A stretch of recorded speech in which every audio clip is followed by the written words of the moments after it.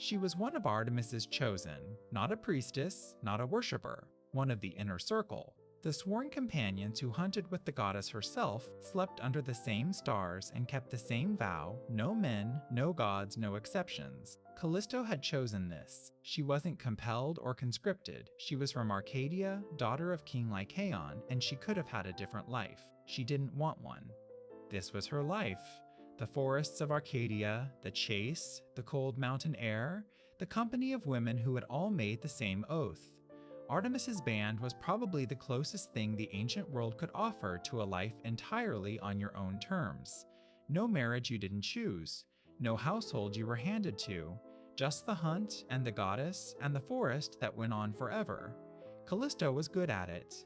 The myths describe her as one of Artemis's favorites, which meant something in a circle that included the best hunters in the ancient world.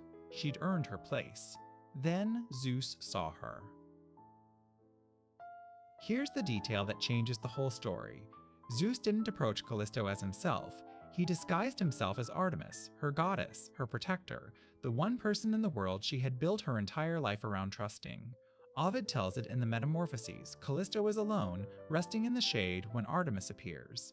Or what looked like Artemis. She relaxes. Of course she does. It's the goddess. Some versions say she even expressed relief at seeing her, and that's when Zeus attacked her. There's no other word for it. The disguise wasn't seduction. It was an assault that required her to believe she was safe. Jupiter knew the only way to get close to her was to become the one thing she trusted completely. He weaponized her devotion. Later writers sometimes soften this. You'll find versions that imply she was dazzled, or that she didn't fully resist, and that softening goes all the way back to antiquity. Callimachus tells a noticeably gentler version.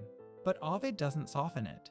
He calls it violence, and the older Greek sources treat it the same way. She didn't break her oath. Her oath was broken for her. 9 months later, the hunting party stopped at a river. Artemis told her companions to bathe, and that's when everything came apart. Callisto tried to stay clothed. Ovid has her pulling her garments tighter as the others undressed, but the pregnancy was visible. Artemis saw it immediately. She didn't ask what had happened. She didn't want to know. The oath was broken, visibly, undeniably. Callisto was cast out of the band on the spot. Cast out of the forest, out of the life she'd built, out of the company of the one goddess who was supposed to protect her. You want to sit with that for a moment. Artemis, goddess of the hunt, goddess of women, the divine protector of young women specifically, looked at a woman who had been assaulted by her own father and threw her out for it. The myths don't record any conversation. No defense was offered, none was invited. Callisto alone, in the Arcadian wilderness, pregnant by the god who had impersonated the only person she trusted. That's where we are at the end of Beat 3, and it's about to get worse. Hera found out. Of course she did.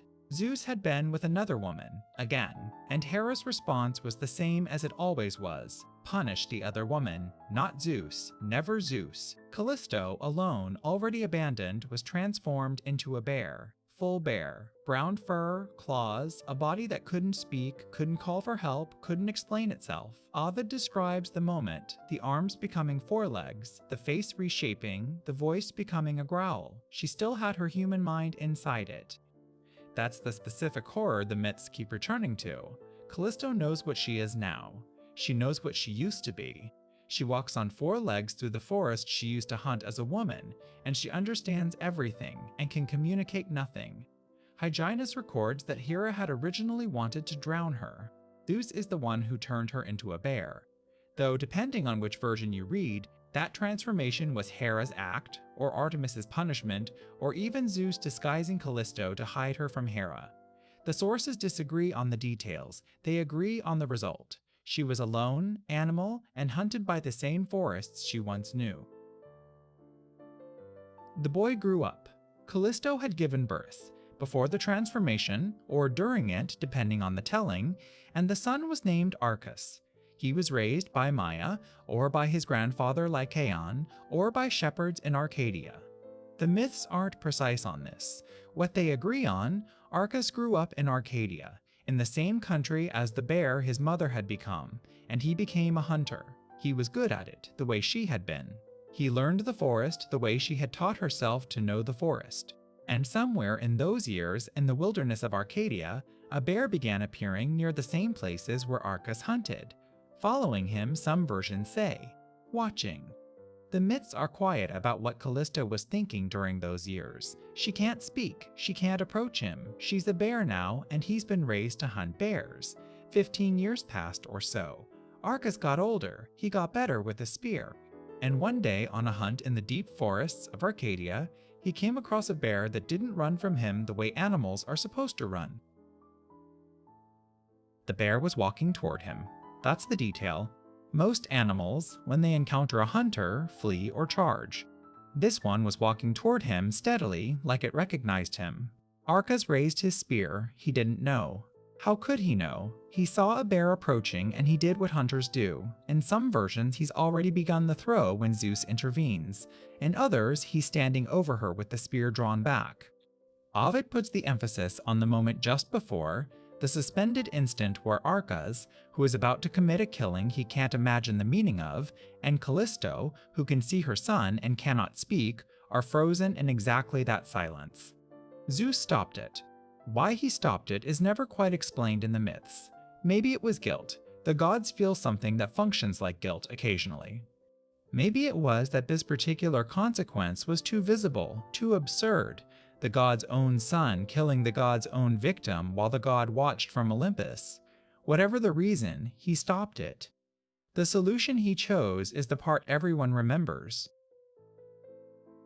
Zeus placed them both in the sky. Callisto became Ursa Major, the Great Bear. Arcas became Ursa Minor, or in some versions Boots, the herdsman who follows. Both of them pinned above the horizon. Hera, still angry, always angry, went to Poseidon and asked him to deny Callisto the one comfort the sky offered other constellations, the right to set below the horizon and rest in the ocean. Poseidon agreed, and that's why if you're in the northern hemisphere, Ursa Major never set.